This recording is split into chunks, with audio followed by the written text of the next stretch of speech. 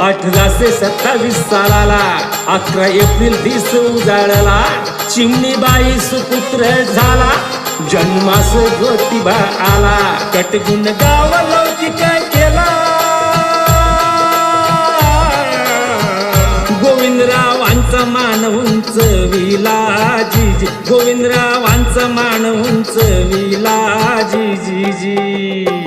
महत्व शिक्षणाचे जाणिले, मग शिकावया लागिले, शिक्षणास पुण्यात गेले, अस्पृश्य वंचित दिसले, मग जवळ त्यांना केले.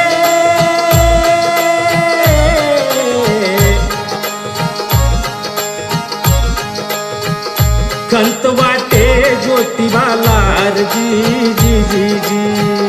खंत वाटे ज्योतिबाला जी.